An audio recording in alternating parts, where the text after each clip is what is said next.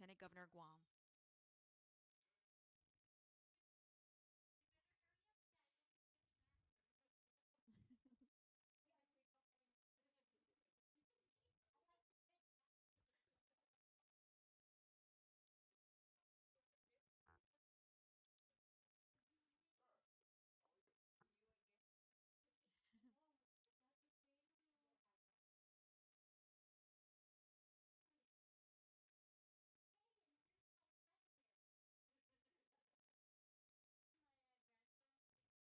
You may be seated, everyone.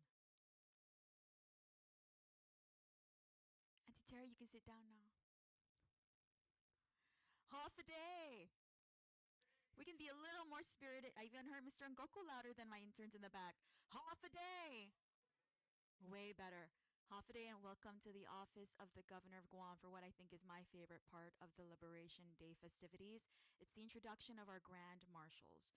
But before we begin, I of course want to do the formalities and introduce our very important people here today, starting with the Honorable Lourdes de Leon Guerra Magahagan Guahan, Governor of Guam. Let's give a round of applause. She's over here in the corner.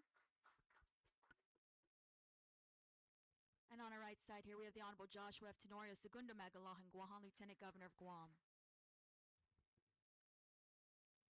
And the real reason why we're here today, you're probably wondering who the people are at the front of the table. I want to start over here with Auntie Terry, and I'm going to go ahead and read a little bit about their bios so the people at home and the people in the room know a little bit about their story and why they're being honored as our Grand Marshals for the 81st Guam Liberation. Starting with Mrs. Teresita Sablan Ugan Guerrero, 89 years young. A survivor of the Menengan concentration camp, Mrs. Guerrero embodies quiet resilience and strength. Her story, marked by wartime hardship and post-war dedication to family and faith, continues to inspire generations. Let's give a round of applause for Mrs. Teresita Sablan Ugun Guerrero, 89 years young. And to the front of me, we have 91 years young, Mr. Vicente Salas Ngoko, retired United States Navy. And if his name sounds familiar, you see his name down the parade route every single year. That's Ngoko Trucking. Originally from Hagutnya and now a resident of Hagat, Mr. Ngoko survived the atrocities of the Asinan concentration camp. He later enlisted in the U.S. Navy, where he served until retirement. In 1972, he and his wife established Ngoko Trucking, which remains a pillar of Guam's business community today. Let's give him a round of applause. Yes. In front of me now, 88 years young, Mrs. Maria Conception Gale. Let's give her a round of applause. Also a survivor of the Sinan camp, Mrs. Gale's life reflects the enduring spirit of Chamorro women who rebuilt their lives, communities, and families in the wake of war. Her grace and strength remain a guiding light for all who know her. Let's give her a round of applause.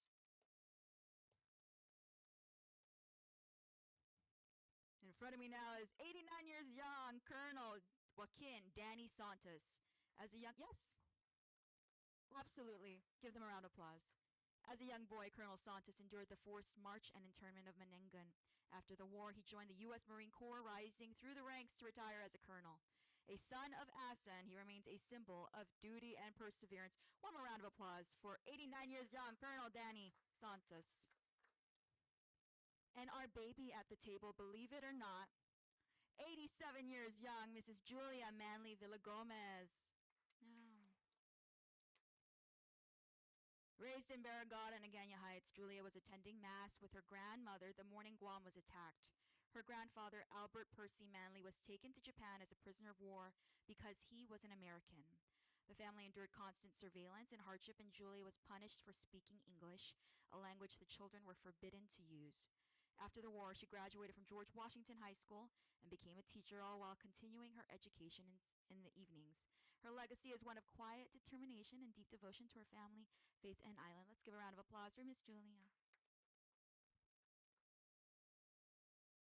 And now I want to give the floor to our governor for some remarks. Thank you very much, Crystal. Welcome to Adelup, and thank you to the great, wise people that are sitting here.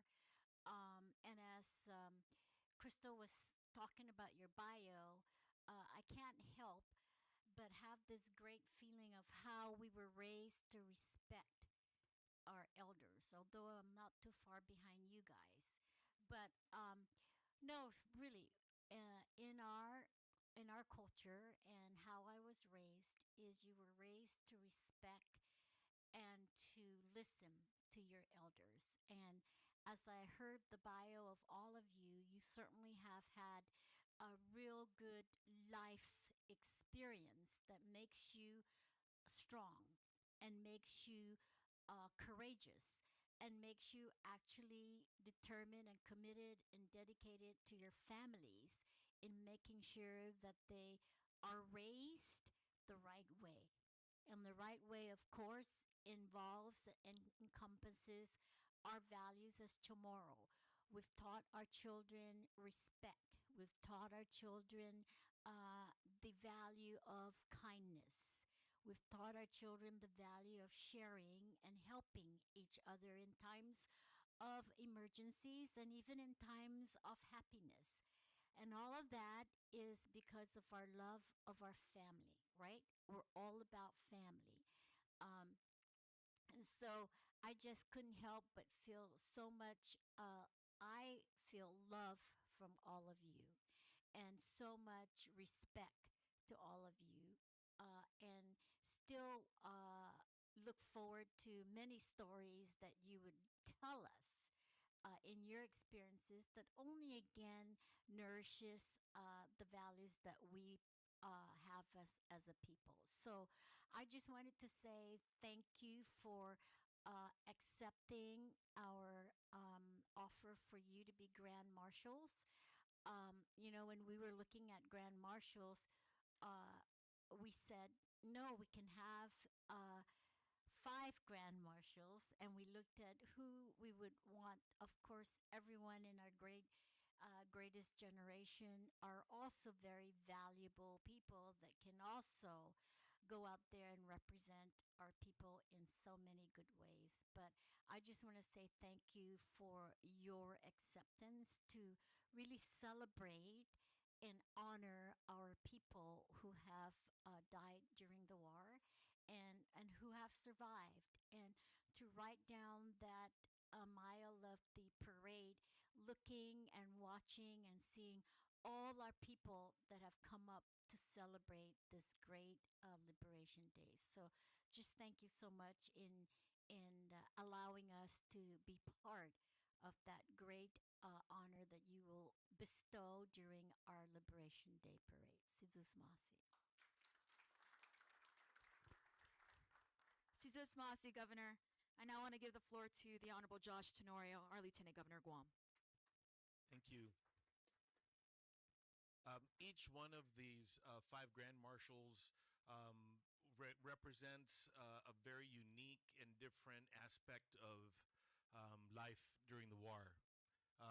For example, Mrs. Gale, her dad is a victim at Chaguian.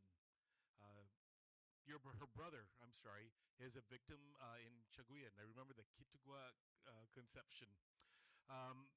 Mrs. Villagomez, because her grandfather was an American, he was taken to camp in Kobe with the other Americans to suffer that hardship. Um, Mrs. Guerrero, she shared her experience with us in Manyengan, an experience that many of us heard from our own relatives that it can identify with, really touched our heart about how as children they had to endure, but then how they ended up that becoming a strength for them to grow and raise their families. Mr. Ngoku serving our country and then creating a family business, a successful family business that has managed to continue now 54 years, 53 years. And Colonel Santos, a very highly decorated military service member who, even after he served the military, went on with public service. He was my dad's boss and friend at Guam Telephone Authority. But even up till now, advocating for the recognition of Chamorro Vietnam war heroes that deserve the highest recognition that have been overlooked by our government, by our country. So each of these five, I feel, as a son of Guam, really speaks to the strength of our island. It's these five and their stories that we can draw the inspiration that guides us forward to what our job is now. So, us, the sons and daughters of Guam, uh, I think that after seeing how they have endured all the kind of stuff we're dealing with now into the future seems so much more um, achievable since they really had the biggest lift. So, congratulations, and I want to thank all of you, and I want to recognize your families. I know that they're very proud of this recognition, and we're looking forward to meeting all of them and seeing all of you during the parade and the rest of the festivities. Fanogi tomorrow.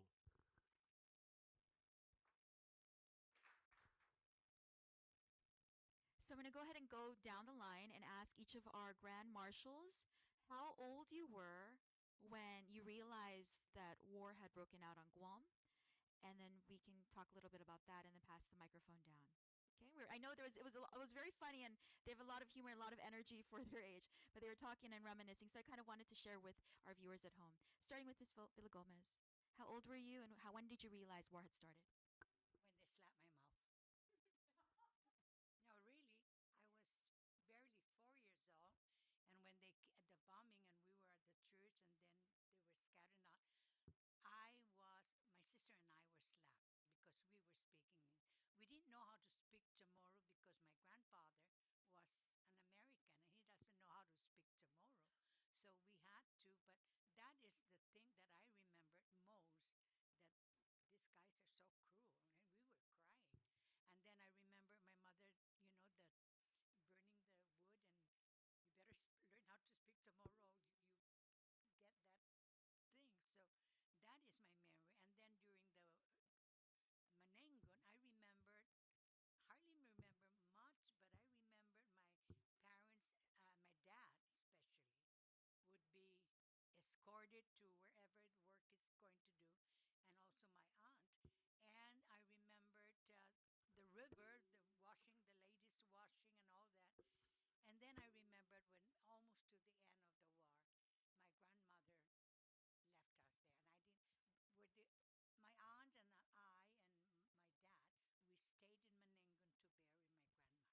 to bury my grandmother. And I remember she was wrapped in the sheet, and then the guapa, the mats, and she was buried there. That I remembered very much. And I didn't get to go down to the cemetery where they took all the people because we were up there. That I remembered all. Mrs. Masi, Mrs. Villa Gomez, Colonel, how old were you, and when did you realize the war had broken out? Thank you. I was 6 years old when the war broke out, December 8, 1941. First of all, I'd like to echo the governor's statement that we, the marshals, grand marshals, represent all the war survivors plus the generation that's coming up. We thank all of you for being here, and we look forward to perhaps talking to you separately. Uh, I'd like to just make a comment. I know John Angoko real well. And most of you that have been in service or perhaps are looking forward to joining the service, you know that the Navy always transport Marines from point A to point B to go into battle. I thank John for transporting us Marines. Thank you, John. Anyhow, I was 6 years old when Japanese planes flew over the village of Assen to bomb their strategic targets in Sumai. Somebody yelled that the Japanese were bombing Sumai, and I as a little boy, I have no idea what the hell the difference is between a Japanese plane and an American plane. So my grandmother pulled us, my brother and I pull us over and held us. And then the priest blessed us, and we took off from Assen all the way up to Olpup. We stayed there until the war was declared, kind of, at the Captain Macmillan surrendered the island, and the Japanese government, the Japanese Imperial Forces took over the island. Um, my grandfather, who was a bosun's mate during World War II with the U.S. Navy. His sole job in the Navy was to kind of remove the rust and paint the ship.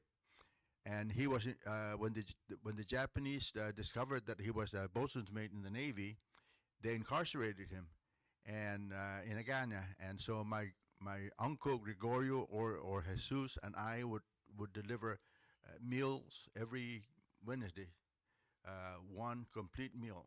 And most of you are familiar with the the stack of rice, meat, or something, or fish, and then vegetables and stuff. So we delivered that, and it was a long walk from Ascent to Agana. Believe me, back in those days. But anyhow, that's the background on that.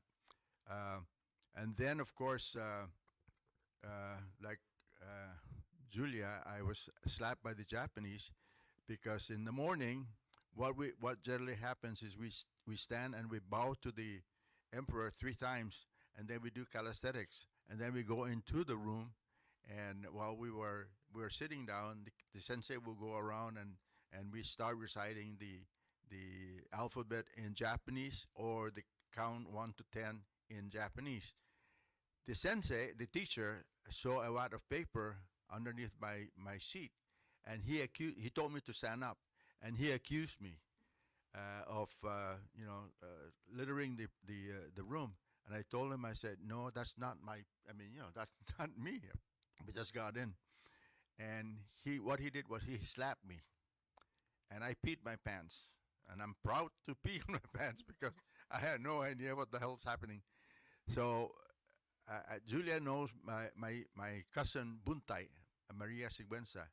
She died, and Buntai heard me crying, and she opened the door, and she saw me, and she jumped over the window and ran home and told my grandmother what had happened. Well, my grandmother and the Japanese that was occupying the house with his family came over to the school, and the two of them, the sensei and the Japanese, started talking in Japanese, and then all of a sudden the sensei was slapped by the Japanese that occupied my grandmother's house, and from there on in, the sensei and I became good friends. So that's my memory. Then, of course, Meningon.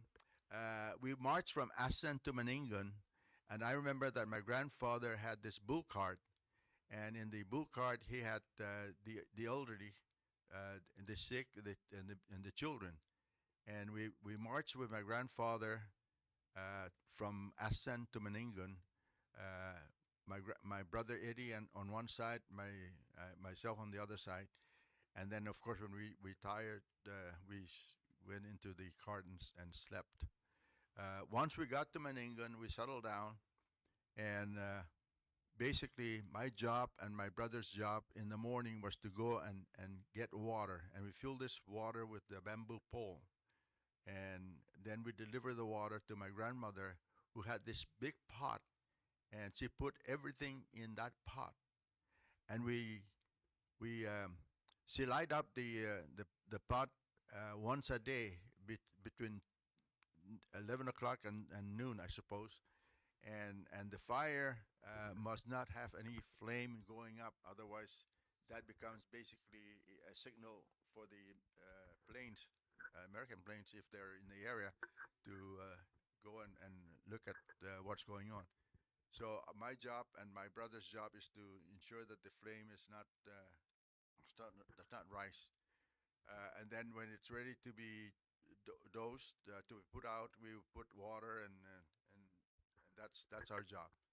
Uh, and then, of course, after the war, I mean, after the invasion, when we were getting ready to, when the Japanese rather was getting ready to move to Jigo, my grandmother was saying the rosary and crying, and asking my uncle Gregorio to please stand there so that she can look at him and have this imprint on on her in her heart, so that she can remember him forever.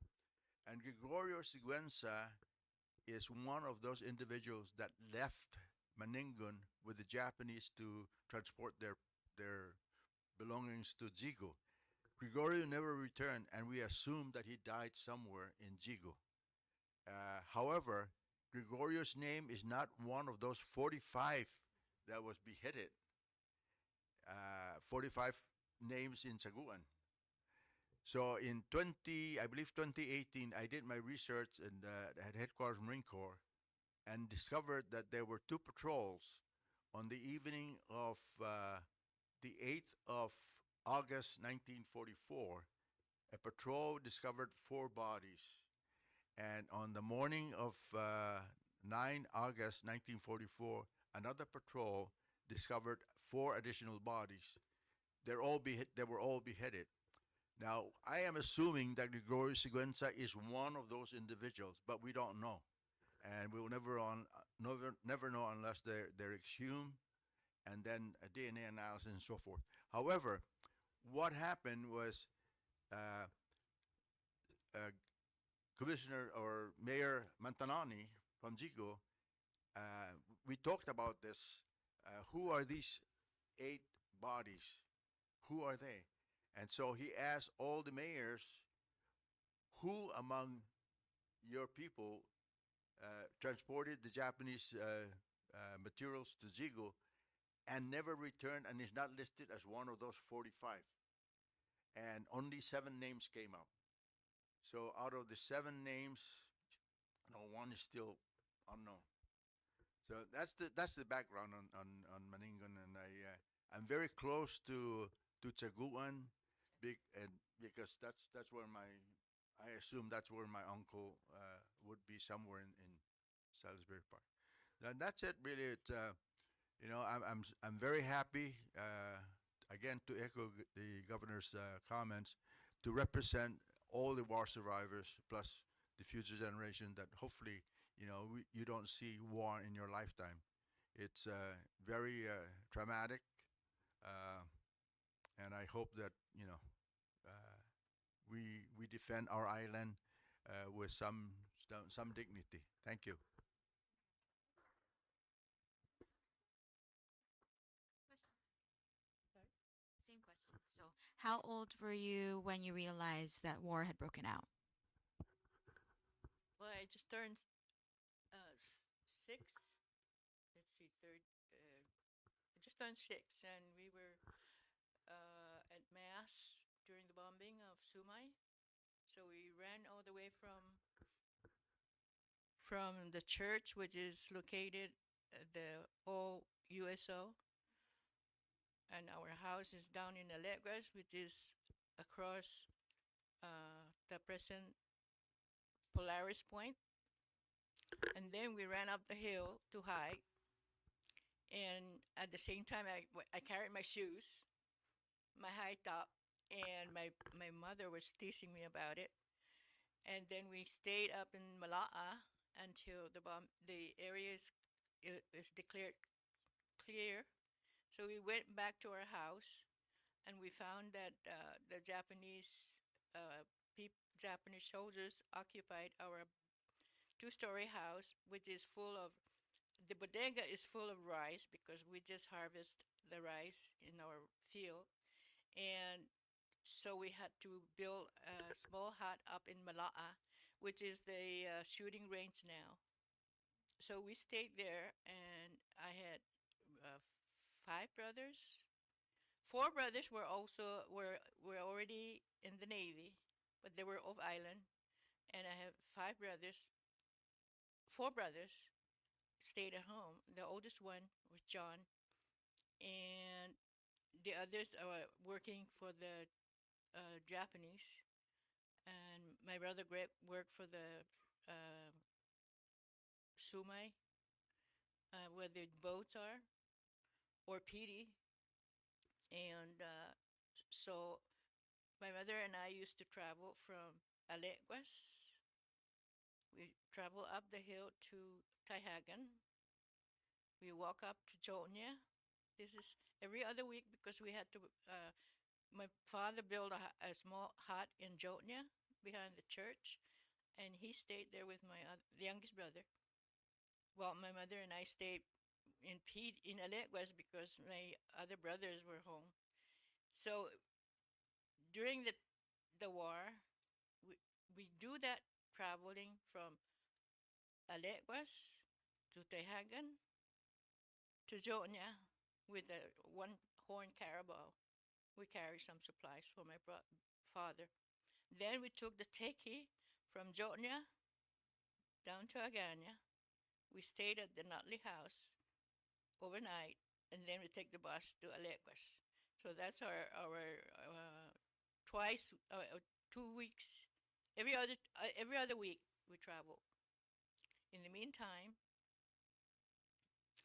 uh, that's about the uh, major work we did, and our supplies are gone, corn and rice. And when we were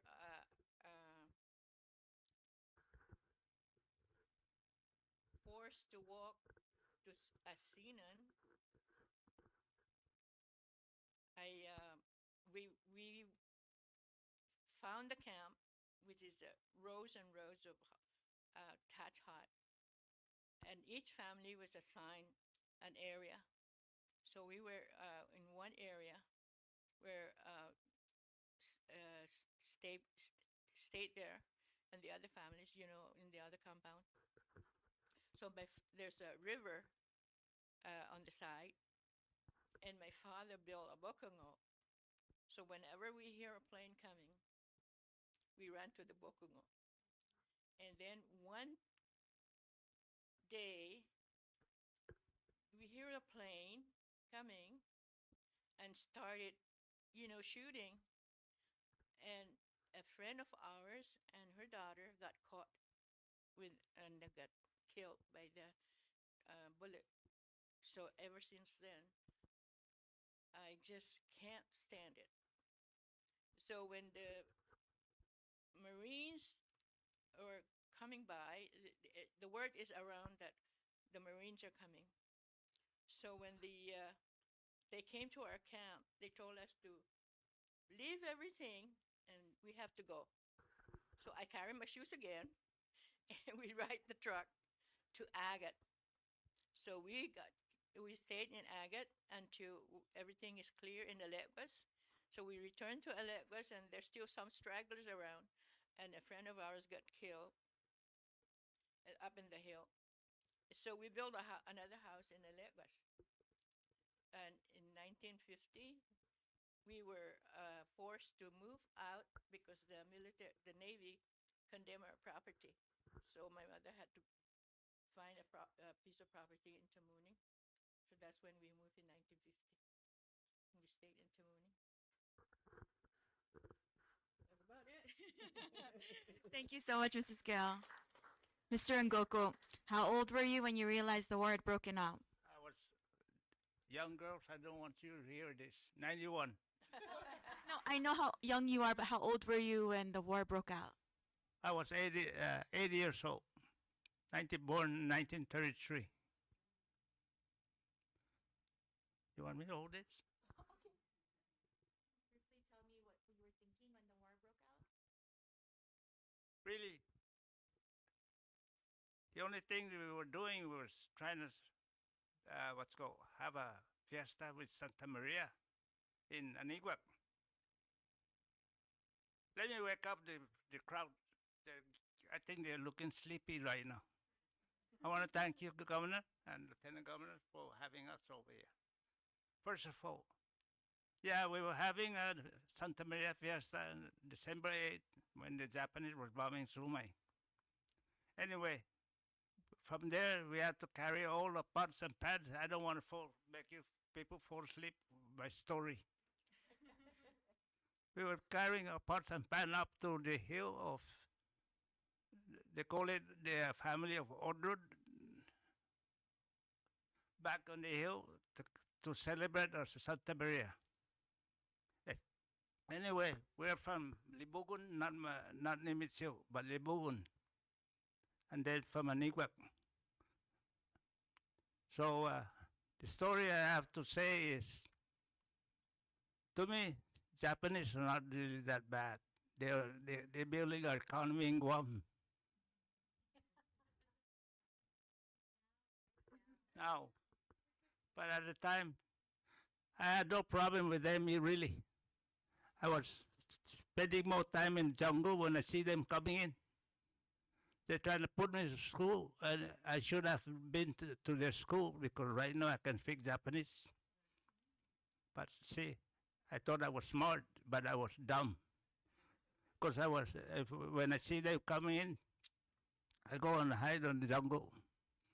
They were looking for me because they know they got the list on their pamphlet that there's family over there with that children. But anyway, from Nimitsu, like I say, they call it Nimitsu now, but before it was Libugun. So my parents and I would stay up in Libugun, rest our family up there. Mother and father blessed me. Anyway, they had 10 children, 10 of us, 10 kids,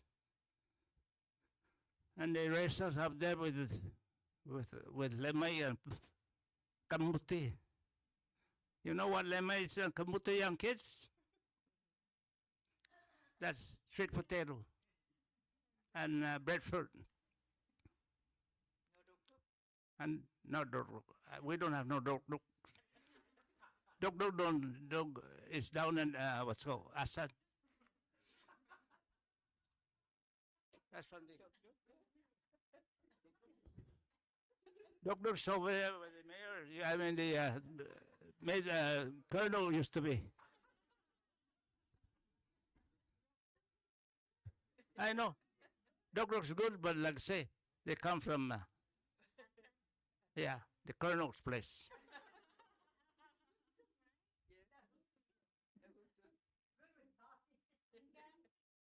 Huh? Yeah. Anyway, the colonel's place is dog place. Me, I'm lemay. But like I say, Japanese, they were here.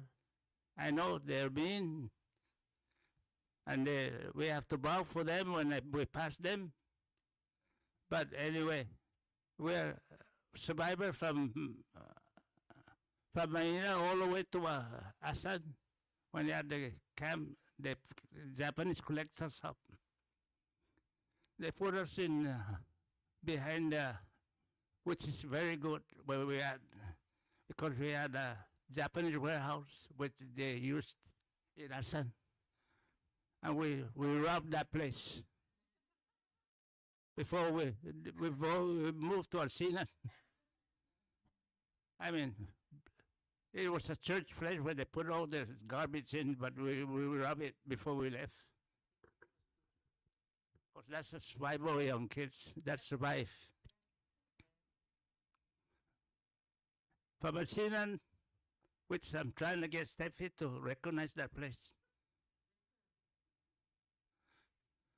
Alcina, we stayed there for a while until the Japanese stopped bombing.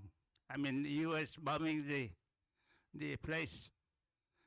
One of the, I'm trying to make it short because I know you guys falling asleep.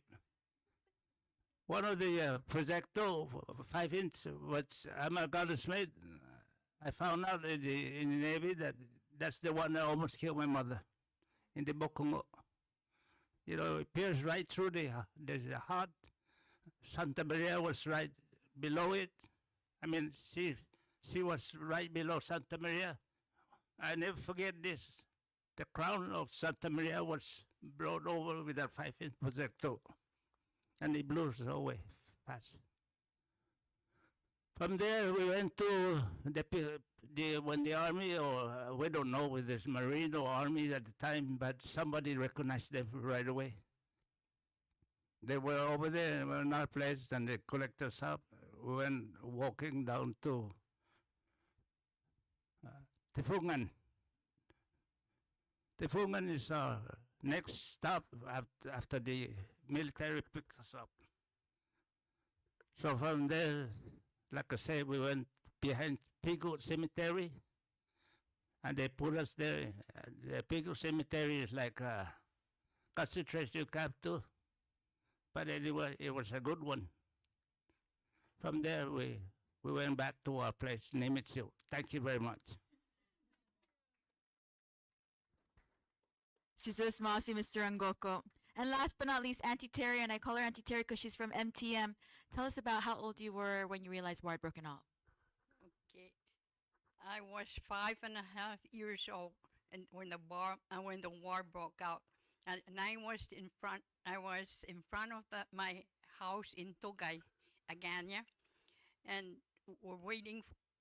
I was playing with my brother, while we're waiting for my cousins and my grandmother to from the church, and we're playing outside when the airplane passed over us, and then minutes later, my cousin from the church from the church, who is going to be receiving his first Holy Communion, came running and telling us that the Guam is being bombed with the Japanese, and they're all here on Guam. And within a few minutes, again, everybody was running over to over running all over the place in Aganya, looking for a place to go and hide because of the uh, Japanese are invading Guam. So when he came over, my mother and my grandmother took us to my auntie's house to gather more of our family to go to our ranch in Mongmong. But and everybody was following, crying, and they don't know really where to go because they're so scared. We don't know what's happening. I mean, they said that war is coming. War is here, and the Japanese are on the island. So we went there.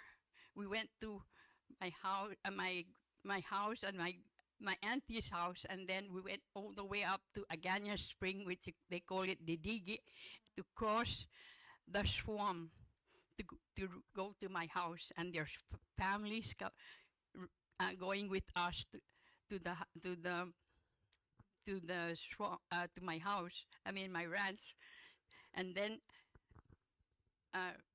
a lot of them stay our ranch, and until the Japanese or until uh, I guess they invade Guam or whatever. But that's what happened there. And then few days later, the Japanese man, it's very hard, and I hate to think of it or think of it what we went through during the Japanese time, because I was just a little girl and I don't know what is going on, and but a lot of people are suffering, like the their babies and old ladies that cannot walk, and they have to run over to run across the swamp and go to my ranch, and there are other families that are all over in Guam, running and so scared. But I don't know. It's very hard and painful to think of what happened, what we went through during the Japanese time, because because they're so cruel to us. Like I was just a little girl, but I have to go to school and go to work, and also our other family members are forced to work even if they're sick, or and then they punish them, or when they get injured, we don't have doctors or anybody to go and have ourselves treat with our injured thing or sick or whatever we. Anyway, it's very, very hard and painful for me to remember what happened, because I was just a little girl, and to see all those things that are happening, like when when they forced us to go to Malingon, we have to take our little things that we have. We don't have to take too much. We just have to take whatever, and whatever we have for a few days, and we go up to Taye, and we slept on the middle of the night, and it's raining, it's muddy, and everybody is there, and we don't know where we're gonna go. And also the Japanese soldiers are all over the place there. It's I have a lot of hardship on it, and but we slept when we left our house at 4 o'clock in the afternoon. We stay in the middle of the road in Tai, and then we went up to Manengun, and the Manengun thing is so rough. It's just in the jungle, and we have to pass by up there on the hill, and then when we come to Manengun, there is no food or things or something to cover our our place or a shack or whatever we're gonna do. We only have a little blanket, and we put that on top of our our place. And when it rained, it really rained down. It really like a fountain just going down. And here we are with people that are sick, uh, and also myself, which is very, very hard to see those people around you suffering with no food, no water, no place to stay. And then after that, a few days later, we were walking. My mother took me to visit one of her family, and I saw three people kneeling in front of the Japanese barracks or whatever, and they're kneeling down, and they're hitting him with hard wood, and then later on, boy, it just makes me so it's dramatic with I mean, just a small child, and there I am, looking. It's very painful. Uh, and then after that, a few days later, I went back home, and then the Japanese just start cutting off their head. The three old young people that are not doing anything. That's really something for me as a child to do to see that. So we went back again. My mother took us and go back to their place, and then few days later on, the somebody was calling us that the Americans are here. The Americans are here, and we have to move. So we went again up to the hill when the Americans came, and we went up there with just dirt with our. I don't know whether we're wearing shoes or but I'm sure we're just wearing dirty clothes, and we're walking up the hill on that Manengun hill on the back. That's why when I went up there for that gun memorial thing, and I saw that place and the place where we went, it just gave me again a very bad very bad feeling and anything. Anyway, I'm sorry, but those are the things that I went through, and the other the survivors, we went through a lot of things, and I don't know, and then we went up